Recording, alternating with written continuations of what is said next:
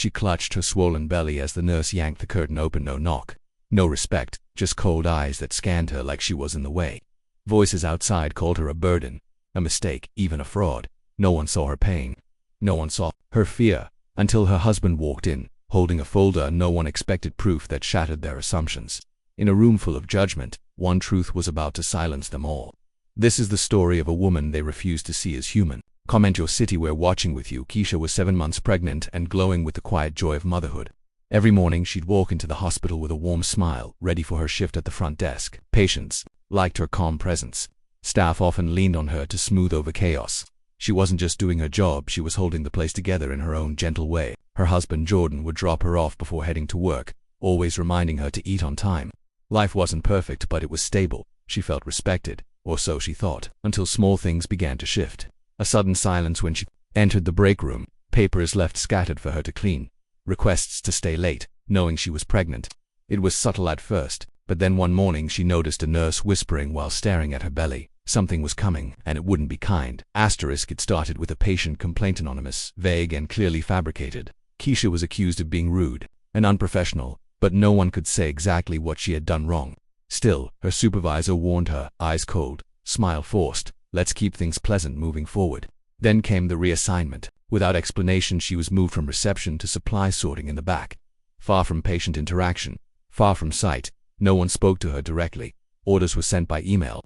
She asked for clarification but was told to focus on the tasks given. Days passed. Then, while she bent over to lift a heavy box, she was scolded loudly by a nurse for moving too slowly. Another employee, not pregnant, stood nearby chatting and was left alone. The message was clear. Keisha's presence was no longer welcome. One afternoon, she overheard 2 staff members joking near the vending machine about certain people, always playing victim, about how this one's probably gonna sue when her baby's born. Her hands shook. She wanted to scream, but she stayed quiet. Then it escalated. A nurse claimed Keisha had stolen supplies without a shred of proof. Security was called. She was marched down the hallway in front of patients and staff, wrists cuffed, tears running down her face. Her husband arrived minutes later, but what he walked into would change everything. Keisha stood frozen in the hospital lobby, wrists in cuffs, stomach tight with fear, tears clouding her vision. Her husband burst through the doors, phone in hand, already recording. She's pregnant. What are you doing? He shouted, voice shaking with rage and disbelief. The security guard hesitated. Staff froze. The doctor who called for her removal, pointed eyes wide caught in the lens. Her husband wasn't just yelling, he had evidence. Emails, text messages, time-stamped footage. He laid it all out right there, demanding answers. Silence swept through the room.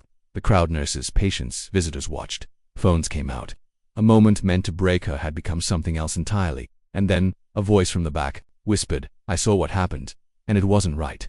Would the truth finally crack through the walls that had silenced her? The charges were dropped. The hospital launched an internal investigation only after the video went viral. Keisha was offered an apology, but not justice. Her reputation remained bruised. The fear, the shame, those scars don't vanish. Still, she stood tall. Her husband's stand, that single moment of defiance, sparked a broader conversation. News outlets picked up the story. Strangers sent messages of support. And for once, the silence around how black women, especially pregnant black women, are treated was broken, if only briefly. But this wasn't just about Keisha. It was about every black woman made to feel small, every injustice buried under bureaucracy. The world saw what happened, and now, the question remains, how many more women have to suffer before dignity is no longer conditional? Thanks for watching. Don't forget to like, comment, and subscribe. Your voice matters. More stories are coming. Stay tuned.